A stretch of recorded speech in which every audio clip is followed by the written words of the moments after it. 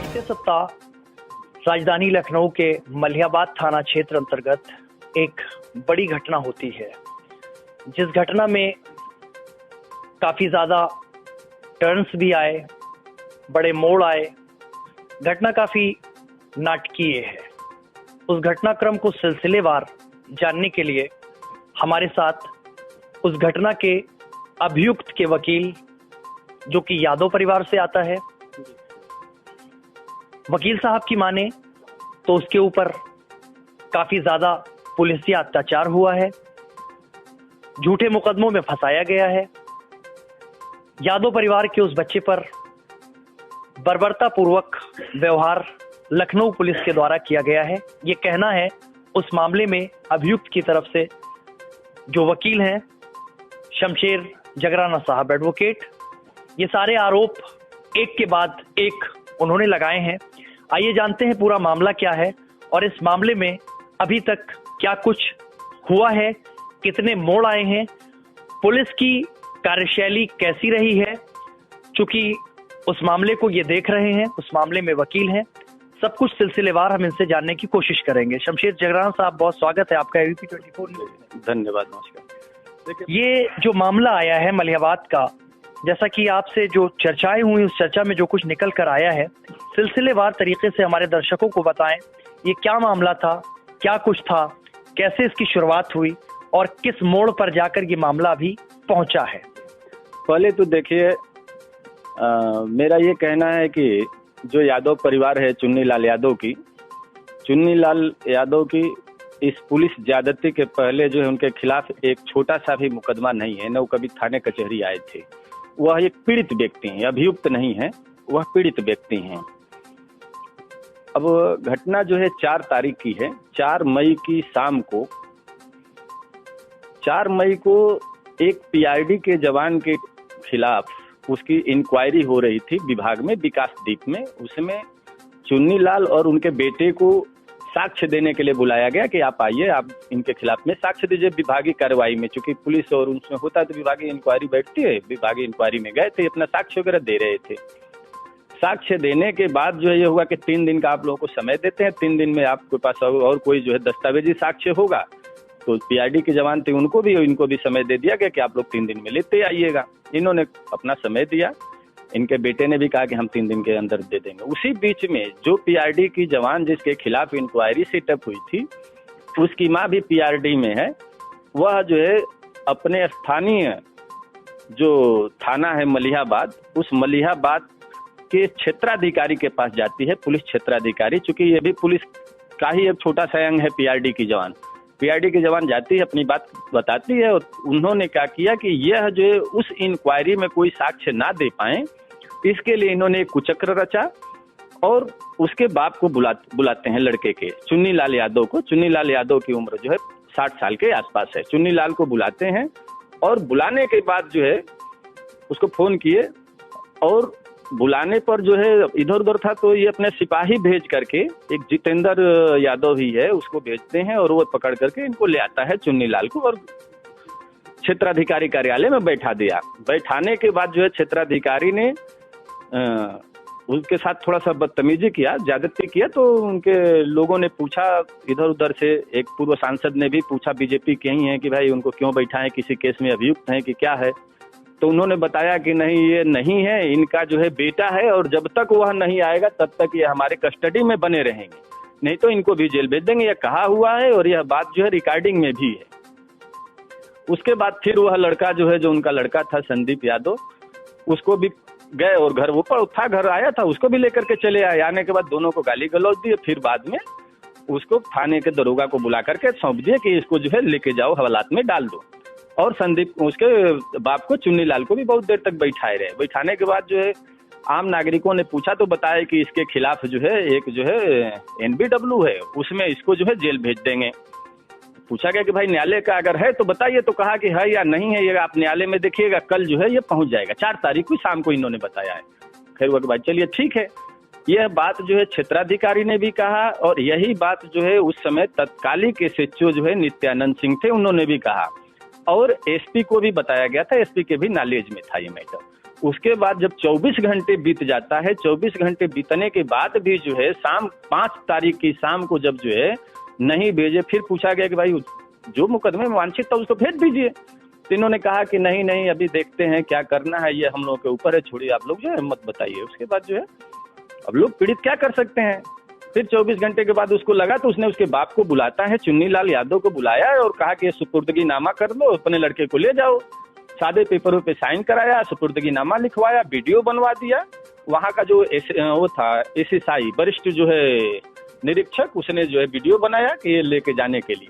फिर बाद में जब वीडियो हो गया, लिखवा लिया, फिर उसको गाली देके भगा दिया कि भग जाओ, अब ये तुमसे ऊपर ही मिलेंगे। उसके बाप को भगा दिया, बहुत ज्यादती की है उसके बाद। उसके बाद वो बेचारा जो है ठगा सा महसूस किया। फिर उसने 112 पे 5 तारीख की शाम को 112 पे फोन किया कि हमारा बेटा फला फला जो इस तरह से कस्टडी में है और हमको जो है साइन कराए, और साइन कराने के बाद हमको भगा दिए। भगाने के बाद 112 की सूचना के बाद फिर उसका निस्तारण आया कि हाँ थाने में सुरक्षित है, एडमिट कर लिए। एडमिट करने के बाद फिर अब वो बेचारे चले गए घर। घर जाने के बाद जब खाना घर वाले लेकर के आते हैं 5 तारीख की शाम को 10:30 बजे के आसपास, तो देखे कि हवालात में वो लड़का नहीं है संदीप। उसको लेकर के चले गए। जब लेकर के चले गए तो जो ये बताए थे कि जो है वो ऊपर मिलेगा, वो ऊपर ना वो करके इनको लगा कि लग रहा है कि हमारे लड़के को मारने के लेके चले गए। और कुछ पुलिस वाले बता भी दिए थे शायद उनका, जैसा कि वहाँ पे वो है। उसके बाद रोती धोती महिलाएं आई थाने में, वो लगी रोने वोने के भाई हमारे बेटे को मार दिए, क्या वो कर दिए, छोड़ दीजिए, चाहे जो भी हो साहब हमारे बेटे को सौंप दीजिए। रोने लगे, अपना जो है बिलखने लगे सब जो है महिलाएं और 1-2 और लोग थे। उसके बाद जो है जल्दी जल्दी जो है थाने वाले फोन किए, जो लड़का गया था कि उसको जल्दी से ले आओ, लोग खोज रहे हैं, गांव के आम नागरिक आ रहे हैं। तो वहां से लेकर के आए, लेकर के आकर के हवालात में डाले हैं, जिसका जो है लेकर के आते समय की वीडियो है। वीडियो लेकर के आते समय उनको ले आकर के हवालात में डाली। जब देखे कि वीडियो बन रहा है तो उसको तत्काल जल्दी जल्दी मोबाइल, जितने लोग थे बच्चे उच्चे थे तो उनका मोबाइल छीन लिए, और इनके चुन्नीलाल वगैरह के तो पहले से मोबाइल छीन करके जमा किए थे, संदीप की भी पहले से थी, वो रख लिए। उसके बाद मनगढ़ंत एक कहानी बनाए, चूंकि उसके खिलाफ जो है थाने में कोई एनबीडब्ल्यू नहीं था, संदीप यादव जिसको 24 घंटे से ऊपर बैठाए थे, उसके खिलाफ 151 तत्काल जल्दी में लिखे हैं। 151 लिख करके और वो कर दिए। फिर ये लिखे, कहानी एक अलग से बनाए कि इस 151 वाले अभियुक्त को छुड़ाने के लिए लोग आए थे और जो है थाने में बवाल काटे हैं, ठीक है, हवालात को तोड़ दिए और थाने में जो है कागज फाड़ दिए, देश भर की चीजें उन्होंने आरोप लगा करके, और इन सबके खिलाफ जो है सरकारी कार्य में बाधा का मुकदमा लिखा। और जीडी कक्ष में 4-4 इंस्पेक्टर, दरोगा और जो और आरक्षी हैं, जितेंद्र है, सनी है, तमाम जो बता रहे थे, सारे लोगों ने बहुत बुरी तरीके से इन दोनों को मारा है, जिसमें चुन्नीलाल की ये जो है अंगुली और इसके अंगूठे के बीच में फट गया है, और जो मेडिकल पुलिस ने कराया है उसमें टांका लगा है और अपनी प्राइवेट नहीं। और उनको उसके बाद जो बाहर हवालात में ले जाते समय लाइट बंद कर दिया, पीटते हुए ले जाकर के हवालात में इसको भी बंद कर देते हैं। बंद करने के बाद दूसरे दिन जो है एसडीएम कार्यालय में संदीप को न ले जाकर के संदीप का एसडीएम का चपरासी जाता है और हवालात में ही साइन करा लेता है उसका, और उसके बाद वहीं से डायरेक्ट जेल चला जाता है। इसके अधिवक्ता खोजते रहे कि जमानत कराएंगे, नहीं लेके आए सब। चुन्नीलाल को भी यही किए, उनको भी जो है 5 की रात की घटना है, 6 तारीख को लेके आते हैं, 6 तारीख की शाम को जो है ले जाकर के हवालात में डाल दिए कोर्ट में होकर के, जिससे कि इनका जमानत ना हो सके। 2 काम, जो लड़का जेल में संदीप यादव को जो लेकर के गए थे बाहर में, उसका जो है कहना बहुत ही जो है मतलब भयावह स्थिति है, रोंगटे खड़े हो जाते हैं जब तर्क बताता है कि वो बताया कि जब हमको हवालात पर आ करके और नित्यानंद जो वो थे निरीक्षक थानाध्यक्ष, उन्होंने अप्राजोल की गोली दी, नींद की गोली, कि इसको खा लो और पानी ले जा करके, उसने मना कर दिया। वो चूंकि लड़का जानता था कि किस चीज की गोली है। उसके बाद जो गाली गलौज दिए उसको और कहे कि जो है इंजेक्शन ले आओ, इसको ठोको। इंजेक्शन पर चिल्लाने उना लगा तो नहीं लगाए। फिर उसको जो है जबरदस्ती थाने की गाड़ी में भर करके आगे जो है एक जो है विजय प्रताप सिंह निरीक्षक हैं, विजय प्रताप सिंह निरीक्षक और वहाँ जितेंद्र आरक्षी, सनी यादव आरक्षी, ड्राइवर, 1-2 लोग और लोगों को लेकर के रात के अंधियारे में अब निकल जाते हैं। निकलने के बाद गाड़ी की लाइट बंद करके गाड़ी कुछ देर चलाते हैं, फिर गाड़ी में इसकी सर जो है गाड़ी में ही नीचे दबा देते हैं, ठीक, मारते उड़ते हैं। और डायरेक्शन जो है विजय प्रताप से लगातार उस रात्रि में सीओ दे रहे हैं, क्षेत्राधिकारी दे रहे हैं कि ऐसे ले जाओ, ऐसे ले जाओ, ये करो, और ये बात जो है वो लड़का सुन रहा था। उसके बाद अचानक इसका जो है टोपी उतरवाते हैं, टोपी पहना हुआ, फिर शर्ट उतरवाते हैं, और पुलिस अपने पास से एक शर्ट देती है हाफ आस्तीन की, उसको पहना देती है, जिससे कि किसी घटना में कोई प्रयुक्त रहा होगा उससे मिलता जुलता जो शर्ट पहना करके, और इसको जो है उसको बताना था कि उसको पहना करके और इसको ले जाके मारने वाले थे कि उस केस का जो है अभियुक्त था और पहले से एक केस में था, ये भाग रहा था और हम लोगों ने पकड़ा, तो ये पुलिस बल क्या नाम है बल का प्रयोग किया पुलिस बल पर में मारने उड़ने के लिए, तो हम लोगों ने जवाबी कार्रवाई में इसको मार गिराया। ये उन लोगों की साजिश थी, जिसको वो गाड़ी में वो कर लिया था। बाद में ले जाने के बाद मलिहाबाद जो है जो क्रॉसिंग है, रेलवे क्रॉसिंग, उस क्रॉसिंग पे ट्रेन आ जाती है, वहाँ गाड़ी रुकती है। गाड़ी रुकने के पहले लड़के का जो है जो सर है उसको गाड़ी में नीचे दबा देते हैं काफी देर तक। उसी बीच में जब गांव वाले जब गए हैं थाने और जब पूछने लगे हैं तो फोन आया इन लोगों का, उसके बाद तत्काल गाड़ी को मुड़वा करके लेके आए और उसमें शर्ट लड़के का जो पहला वाला था वो शर्ट पहनवा दिए और ले आकर के थाने में हवालात में डाले हैं, जिसकी वीडियो उस समय थी। मोबाइल उनके कस्टडी में है, अगर मोबाइल को कस्टडी से निकालें और उसमें मेमोरी डिलीट ना हो तो पूरी घटना उसमें आ जाएगी, और अगर डिलीट भी होगी लेकिन अगर वह जो है विधि विज्ञान प्रयोगशाला जाए तो पूरा डेटा रिकवर हो जाएगा। दूसरा चीज जो संदीप का भाई प्रदीप है और चुन्नीलाल जो इसको मारे थे, जहाँ पे ये लोग मेडिकल कराए पीएचसी में, उस पीएचसी में इतना प्रदीप का ज्यादा इंजरी है, उसने बना दिया डॉक्टर ने, तो ये फंसे नहीं इसलिए जाकर के पुनः मेडिकल बनवाए, और जो पन्ना मेडिकल का था उस पन्ने पे एक दूसरा पन्ना चस्पा करवा दिए। तो कुटकृत फर्जीवाड़ा का मेडिकल ले आकर के न्यायालय में प्रस्तुत करा करके उसको भेजे। आज भी जो है जो जगन्नाथ साहब पूरी स्टोरी हमने सुन ली जी, इसमें 2-3 सवाल पैदा होते हैं। सबसे पहला सवाल ये है कि जितना आपका जो अभियुक्त है, जिसके आप वकील हैं, जो पीड़ित है, उस पीड़ित को, चूंकि मुकदमा लिखा हुआ है, हम अभियुक्त कह रहे हैं, आपकी तरफ से वो पीड़ित है, उस पीड़ित को न्याय दिलाने के लिए जाहिर सी बात है आपने कोर्ट का सहारा लिया है। ये जितनी स्टोरी है, ये जाहिर सी बात है ये स्टोरी सारी उसने आपको सुनाई है। इसमें कितनी स्टोरी सही और कितनी गलत, इस पे भी तो कुछ ना कुछ आपने कुछ आपका भी रिसर्च वर्क होगा। ये सब कुछ सही है या इसमें कुछ थोड़ा बहुत मैनिपुलेशन, यानी पुलिस की तरफ से यदि मैनिपुलेशन हो सकता है तो आपके क्लाइंट की तरफ से भी कुछ हो सकता है, इस पे क्या रोशनी डालेंगे? इसमें यही देखिए, वो आम जो है बहुत निहायत जो है गरीब व्यक्ति है, दूध बेच करके वो अपना गुजारा करता है चुन्नीलाल। अपनी दूसरी चीज हम आप उसमें बता रहे हैं साक्ष्य के, अब जान लीजिए। जैसे 4 तारीख की शाम को 7-7:30 बजे के आसपास जो है क्षेत्राधिकारी कार्यालय जाते हैं, तो क्षेत्राधिकारी कार्यालय पर भाजपा के सांसद हरिनारायण राजभर, पूर्व सांसद, फोन करते हैं। भाई जनप्रतिनिधि उन्होंने फोन किया कि भाई चुन्नीलाल को कैसे ले गए, कोई मामला है क्या? तो इन्होंने बताया कि नहीं, चुन्नीलाल के पर नहीं है, इसके बेटे का NBW आया है किसी चीज में, नॉन अवेलेबल वारंट आया है किसी महिला के केस में, वहां पे SC/ST कोर्ट में हमको प्रस्तुत करना है, और हम इसको जब वो आएगा तभी इसको छोड़ेंगे। तो ये एक हो गया। कॉल रिकॉर्डिंग जो है CO की देखी जा सकती है, जिसमें इन्होंने स्वीकार किया है। उसके बाद इस चीज की जानकारी उसके अधिवक्ता को भी देते हैं, ठीक, लोकल, उनको भी बताते हैं कि हम इसको कल न्यायालय में भेजेंगे, अब कानून के तहत आप जो वहां करना होगा न्यायालय में करिएगा। वो बात आ गई, तो ये क्लियर हो गया कि रिकॉर्डिंग हो गई और CO के कॉल पर भी आया है और CO ने स्वीकार किया है, ठीक है। अभी कोर्ट में आपका क्या वो अभी वहाँ कभी नहीं, अभी हाई कोर्ट में किस पोजीशन में आपने क्या चैलेंज किया है इस मुकदमे को? जी, ऐसा है कि जो संदीप यादव को जो बताया कि इसके खिलाफ जो है किसी गंभीर धारा में NBW है, तो वह पूरी तरीके से मनगढ़ंत थी। उस लड़के को मात्र 151 में भेजे थे और कोई उनको वो नहीं था, 151 में ही भेजे, और उसको चूंकि जालसाजी से भेजे थे इसलिए दूसरे दिन उसकी जमानत हुई, उसकी भी हो गई। दूसरा जो भेजे थे प्रदीप यादव को और चुन्नीलाल यादव को, उसके पिता को, चुन्नीलाल की भी एक दिन बाद जो है, चूंकि बीच में संडे पड़ गया, एक दिन बाद जो है सोमवार को चुन्नीलाल भी छूट गए, उनकी भी हमने जमानत करा दिया दोनों लोगों को। और उसमें बहुत सारी कमियां हैं, जो जिस मुकदमे में चुन्नीलाल को जेल भेजते हैं उसमें यह खुद लिखे हुए हैं कि 5 मई को रात्रि में 21 मतलब 12:21 पे इसके खिलाफ, संदीप यादव के खिलाफ 151 का मुकदमा लिखा गया। उसके बाद 6 तारीख को जो है ये लोग छुड़ाने आए रात्रि में 12:40 पे, मतलब 24 घंटे बाद छुड़ाने आते हैं। इसका मतलब कि आप अपनी जीडी के अनुसार उसको 24 घंटे से अधिक जो है आप हवालात में रख डालें। पहला उन्हीं के FIR, हमारा कुछ नहीं कहना है, उनका खाली FIR देख लें, 160/22 मलियाबाद थाने का है, ठीक है, पहला कमी।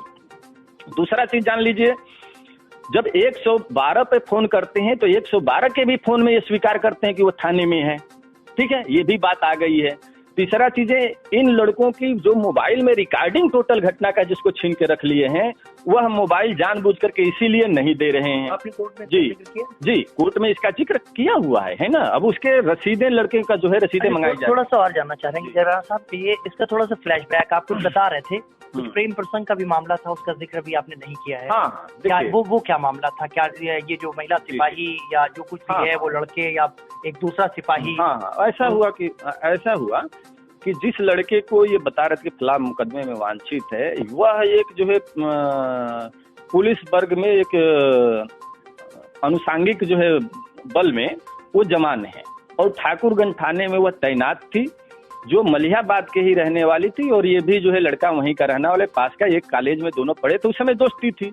दोस्ती के दौरान ये दोनों आगरा से लेकर के हरिद्वार तक तमाम जगहों पे प्लेसेस पे घूमे हैं जहाँ पे इनके अंतरंग जो है संबंध है, अंतरंग बातचीतें हुई हैं, व्हाट्सएप की चैटिंग भी है, और घंटों घंटे कॉल रिकॉर्डिंग है, पुलिस भी देख सकती थी, कॉल रिकॉर्डिंग है दोनों बात की है, जिसमें लड़की का कॉल गया है और उस बात हुई है।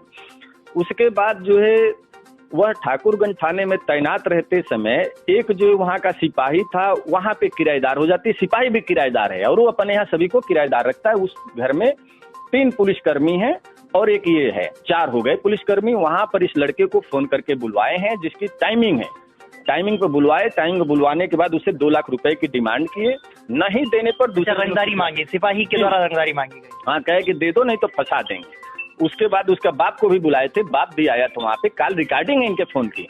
जब बाप ने कहा कि साहब हम तो दूध बेचते हैं, हमारे पास यहाँ से कहाँ है, नहीं देने पर गाली वाली देकर भगा दिए। दूसरे दिन ठाकुरगंज में ये दिखाए थे कि जहाँ पे 4 पुलिसकर्मी रह रहे हैं, सभी के मौजूदगी में ये उसके साथ ज्यादती किया वह लड़का, ठीक है। तो इसका FIR लिखे, जिसको हाईकोर्ट ने प्रथम दृष्टया पाया कि जो है वो है, उसमें स्टे कर दिया उस केस में, ठीक।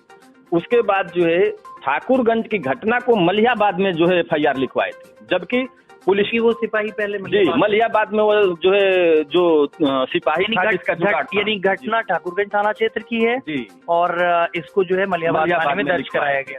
चूंकि सारे लोग, सभी पुलिसकर्मी उसी ठाकुरगंज थाने में थे, इनका भेद खुल जाता, रंगदारी वसूलने का ये उद्देश्य था, भेद खुल जाता, वही उनका हल्का था, और उस FIR में दिखा कि ये लोग आई विटनेस हैं। तो इसकी शिकायत कहीं ये रंगदारी वाले मामले क्या आपने की है? हाँ, इसकी शिकायत जो है उसने जो है SP से लेकर के DG से लेकर के हर प्रमुख जो है बड़े माननीय मुख्यमंत्री को, आपने मुख्यमंत्री महोदय को उसने खुद ही किया है। वो लड़का उस समय जब ये घटना थी तो मैं उसका अधिवक्ता नहीं था। इस समय अगर देखा जाए जगरान साहब, अगर हम देखें कानूनी दृष्टि से देखें, अभी DGP का अचानक चले जाना, तो ये पहला केस होगा उत्तर प्रदेश के इतिहास में। योगी जी जिस तरीके के फैसले लेते हैं, जाने जाते हैं ठोस फैसलों के लिए, कड़े कदम उठाने के लिए जाने जाते हैं, DGP को भी तत्काल प्रभाव से हटा देना, और इस तरीके का शायद ये पहला का केस होगा उत्तर प्रदेश सरकार में। किसी भी सरकार ने ऐसा कार्य नहीं किया है जैसा कि योगी सरकार में मुख्यमंत्री रहते हुए इन्होंने किया है। तो क्या ये मामला, नहीं, मेरा सवाल इससे निकल रहा है, क्या मुख्यमंत्री जी के संज्ञान में ये बातें पहुंची हैं, पहुंचाई गई आप लोगों के द्वारा, या अभी सब कुछ आप लोग नीचे ही स्तर पे लगे? नहीं, देखिए ऐसा है कि जो पीड़ित पक्ष है यादव परिवार, उसने जो है लिखित में तहरीर जो है, लिखित में एप्लीकेशन, शिकायती प्रार्थना पत्र मुख्यमंत्री के पोर्टल पर डाला है, जिसका निस्तारण आया है, ठीक है, उनके पोर्टल पर भेजा है, जो उनके प्रमुख जो जनता के लिए जारी हुआ है, फिर बाया पोस्ट भी भेजा है, DG को भी भेजा, प्रमुख सचिव को भी भेजा है, उसकी पूरी जो है उसने कॉपी अपना बना रखा है। और चूंकि अब ये बड़ी, जब बाद में ये घटना हुई है, इसका भी सबको लिखित दिया गया, जिसकी जानकारी होने पर SP ने जो वहाँ का तत्कालिक निरीक्षक है, उस निरीक्षक को लाइन हाजिर कर दिया। अच्छा, कार्रवाई हुई? लेकिन कार्रवाई ये तो नहीं कर सकते ना, इसलिए कि जो ये घटना है, ये पूरा घटना तो क्षेत्राधिकारी का जो है गढ़ा हुआ है। ये पूरे घटनाक्रम में क्षेत्राधिकारी हैं, और जो वहाँ के SHO थे तो उनको लाइन हाजिर किया गया। आखिरी की बातें तो हो चुकी हैं, आखिरी सवाल मेरा आपसे है, ये जितना कुछ हुआ है, आप चूंकि वकील हैं, कानून के बड़े जानकार हैं, हमारे चैनल पर आए दिन बैठते भी हैं, मेरा आपसे सवाल है कि जितना कुछ हुआ है इसको आप कैसे चैलेंज करेंगे? इसमें जो दोषी लोग हैं, जिनको आप दोषी मान रहे हैं, जिनको आप कह रहे हैं कि यानी जिस पुलिसिया उत्पीड़न की आप बात कर रहे हैं, उनके खिलाफ क्या कुछ आप एक्शन, कोर्ट का सहारा लेकर के किस प्रकार के मतलब दंड के प्रावधान है, उनके खिलाफ क्या कुछ हो सकता है? इस पर थोड़ा सा देखिए, ऐसा है कि किसी भी व्यक्ति को गिरफ्तार करने का बिना किसी कारण के कोई गिरफ्तार करता है, FIR नहीं है, तो इस पे जो है दंड प्रक्रिया संहिता में व्यवस्था है कि किसी भी व्यक्ति को अगर जो है उसके खिलाफ FIR नहीं है तो बेवजह थाने नहीं बुला सकते हैं। पहला चीज, अभी जल्द ही जो है हाई कोर्ट की खंडपीठ ने भी अभी ऑर्डर किया है इसी तरीके का, जो सभी प्रमुख अखबारों में छपा था कि जिस व्यक्ति के खिलाफ कोई जो है FIR ना हो इस तरह के, तो उनको बेवजह बुला करके और जो है उनके जीवन व स्वतंत्रता को भंग नहीं कर सकते हैं। तो इसका घोर उल्लंघन हुआ है।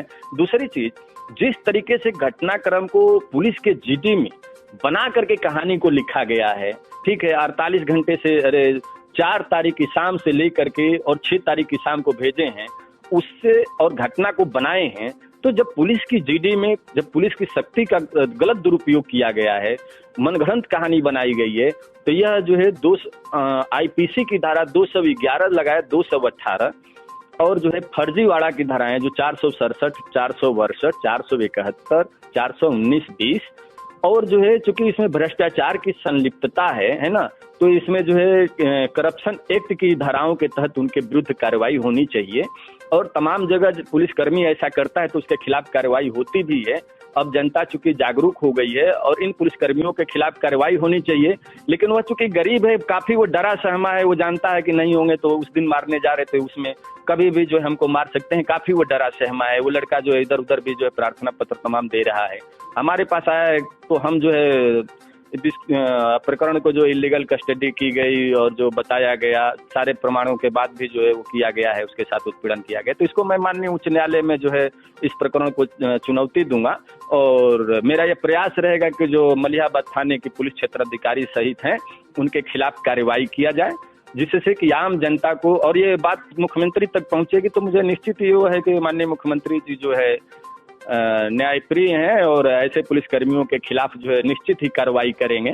चूंकि जो है PPS हैं तो PPS को अक्सर जो है IPS बचाने का प्रयास करता है और दरोगा को लाइन हाजिर कर देते हैं, लेकिन इसमें अगर ये गांव के लोग माँ बहनें उसकी जाकर के नहीं रोती धोती, उसको नहीं खोजती, तो कल के डेट में वो उसकी जो है कहीं डेड बॉडी मिली होती और वो जो शर्ट पहनाया गया था वो दिखाया जाता कि फ्लैश शर्ट में जो है CCTV फुटेज में आया था वह अभियुक्त पकड़ा गया और मार दिया गया। इसमें इतने केसेस थे।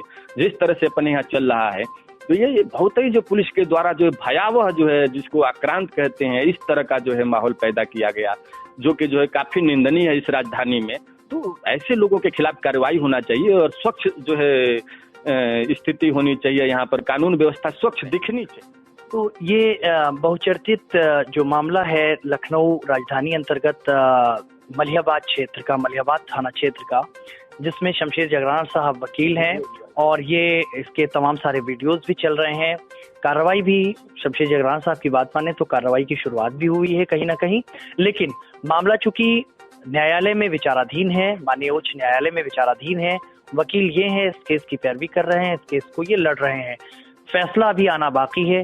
देखना है अगर इनकी बातों में सत्यता है, ये जितने आरोप पुलिस पर लग रहे हैं पुलिसिया उत्पीड़न की, अगर इनकी बातों को माना जाए, इनके क्लाइंट की बातों को माना जाए, तो कहीं ना कहीं समाज में ये किस तरीके का पैगाम है, ये सब कुछ सारी चर्चाएं शमशेर जगराना साहब ने हमसे की और हम आप तक पहुंचा रहे हैं। फैसला चूंकि विचाराधीन है माननीय उच्च न्यायालय में, फैसले का हम सबको धैर्यपूर्वक इंतजार करना होगा। हम तब तक इस पर कोई टिप्पणी भी नहीं कर सकते हैं जब तक फैसला आता है। उम्मीद है फैसला चूंकि माननीय उच्च न्यायालय का है, जाहिर सी बात है फैसला न्यायप्रिय होगा, न्यायपूर्ण होगा। मुख्यमंत्री भी न्यायप्रिय हैं, न्यायपूर्ण हैं, जाने जाते हैं ठोस फैसलों के लिए, लिहाजा हमें इंतजार करना होगा फैसले का और फैसला आने के बाद हम इस पर एक बार फिर चर्चा करेंगे। शमशेर जगराना साहब, हमारे साथ बातचीत करने के लिए बहुत बहुत धन्यवाद आपका।